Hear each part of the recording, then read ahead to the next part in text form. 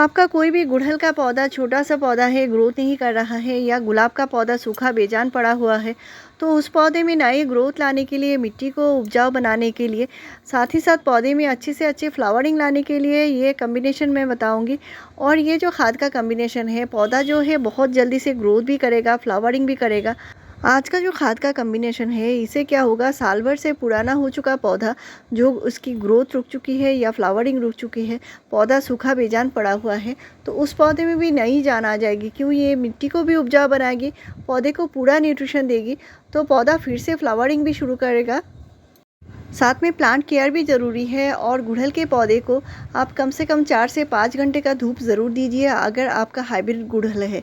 तो मेरा पौधा आप देख सकते हैं बैल्कनी पर रखा हुआ है, और इसमें ईस्ट साइड की धूप लगती है, जहाँ पे कम से कम सुबह से एकदम 6 बजे से लेकर यहाँ पे 10-11 बजे तक यहाँ पे धूप आती है। इसके बाद धूप नहीं आती, लेकिन फिर भी प्लांट में फ्लावरिंग होती है।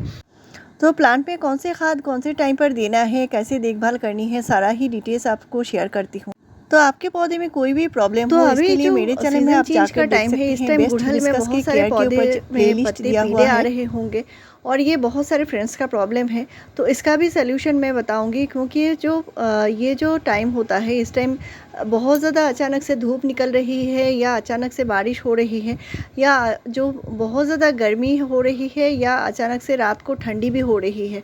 तो इस तरह सीज़न चेंज जो हो रहा है, इस टाइम पौधे में बहुत सारे पत्ते पीले आते हैं, और ये पौधे की स्ट्रेस को दिखाते हैं।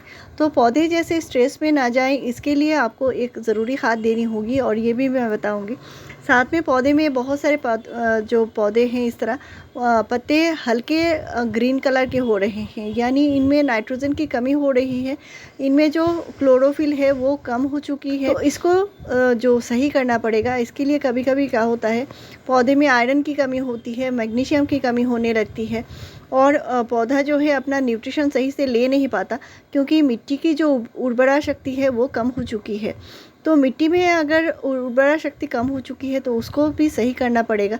और मिट्टी में अगर जो सूक्ष्म जो जीवाणु होते हैं, जो सूक्ष्म जो बैक्टीरिया होते हैं, वो अगर कम हो जाए, तो पौधा अपना न्यूट्रिशन मिट्टी से ले भी नहीं पाएगा।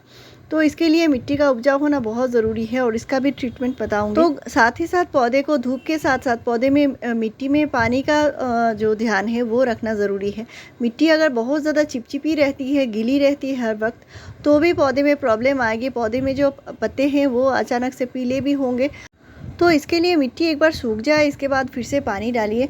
तो प्लांट को सीज़न के अनुसार ही खाद दिया जाता है, और इस सीज़न में आप क्या क्या खाद डाल सकते हैं, इस पर मैंने सितंबर से लेकर शुरू कर दिया है। क्या क्या खाद आप प्लांट में डाल सकते हैं, और प्लांट में अच्छी फ्लावरिंग ले सकते हैं। तो प्लांट में अच्छी फ्लावरिंग लेने के लिए आपको पोटेशियम खाद की ज़्यादा ज़रूरत पड़ेगी, और इसके लिए मैंने फ्लावरिंग के लिए फर्टिलाइज़र के ऊपर अलग से प्लेलिस्ट बना दिया है। तो फ्लावरिंग के लिए फर्टिलाइज़र के ऊपर आपको मेरे चैनल पर ढेरों वीडियोस मिल जाएंगी। इनसे आप पौधे में भर भर के इस तरह फ्लावरिंग ले सकते हैं। तो यहाँ पे मैं 3 तरह के खाद बताऊंगी, और इस तीनों ही खाद ज़रूरी है देना। तो खाद का जो कम्बिनेशन है, इसको आप महीने में एक बार ज़रूर दीजिए।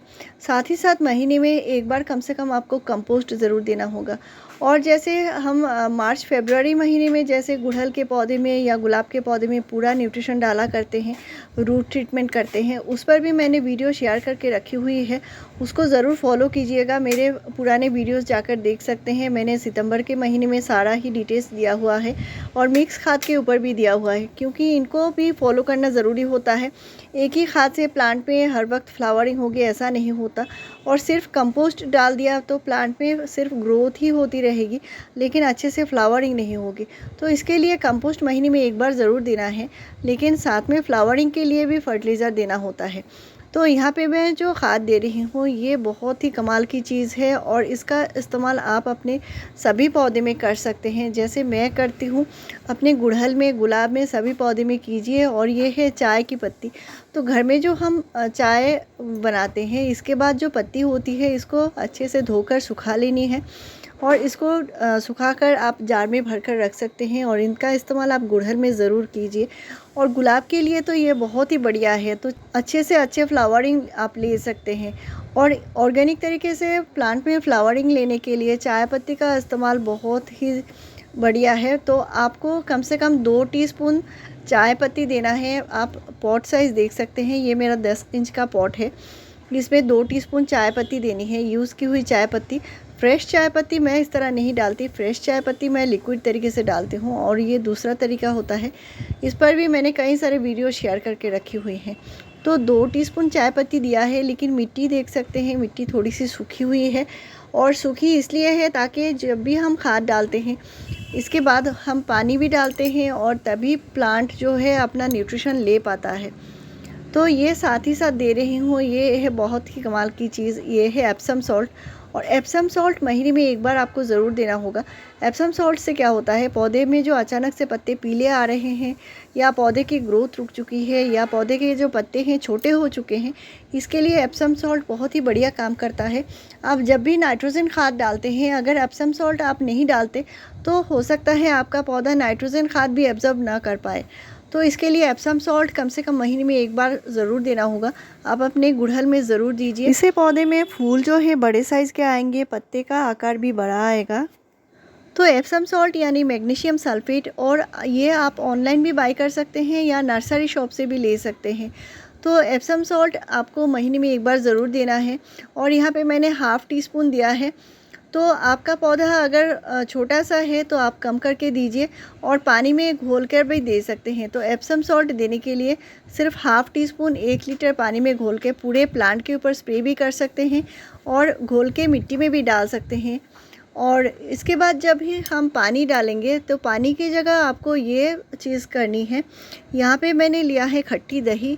और दही जो है पुरानी दही है, घर में जो हम दही इस्तेमाल करते हैं या छाछ का इस्तेमाल करते हैं, वो छाछ पुरानी होनी चाहिए, कम से कम 2 से 3 दिन पुराना हो तो सही है। और ये कोई भी बाज़ार से ख़रीदा हुआ नहीं है, घर में बनाया हुआ है, वही इस्तेमाल करनी है। और इसको अच्छे से घोल लेनी है। घोल के आप छान लीजिए अगर बहुत ज़्यादा बड़े साइज़ के टुकड़े आ रहे हैं तो, नहीं तो आप अच्छे से इनको फेंट लीजिए और इसके बाद आप पानी के साथ इनको इस्तेमाल कीजिए। तो 1 से 2 टीस्पून तक कर सकते हैं। इसका देने का फ़ायदा ये है, ये मिट्टी को जो सूक्ष्म जो जीवाणु होते हैं ये बढ़ा देती है। तो आपके पास दही नहीं है, छाछ है, तो उसका भी इस्तेमाल कर सकते हैं। तो 2 टीस्पून लेना है, हाफ़ लीटर पानी में घोल के इसको मिट्टी में डालना है। तो इसको भी महीने में एक बार करना है, तो मिट्टी हमेशा उपजाऊ बनी रहेगी। जो भी आप खाद डालेंगे वो पौधा बहुत आसानी से इसको ले पाएगा। तो इसको भी जानना ज़रूरी होता है, क्योंकि इस तरह की चीज़ें जो हैं हमारे पौधे को बहुत ज़्यादा फ़ायदा देती हैं और महीने में एक बार आप इस्तेमाल ज़रूर कीजिए। तो इसको ट्रीटमेंट को करने का फ़ायदा ये है, जब भी आप खाद डालेंगे पौधा साथ ही साथ पौधा रूट से अपना न्यूट्रिशन ले पाएगा और पौधे की में जो ग्रोथ है वो कभी नहीं रुकेगी और फ्लावरिंग भी कंटिन्यू होती रहेगी। तो ये किसी एक पौधे के लिए ट्रीटमेंट नहीं है, आप अपने हर एक पौधे में कर सकते हैं। और ऐसे ही बढ़िया जानकारी पाने के लिए मेरे चैनल को ज़रूर सब्सक्राइब कीजिए, लाइक शेयर और कमेंट कीजिए। वीडियो पूरा देखने के लिए थैंक यू।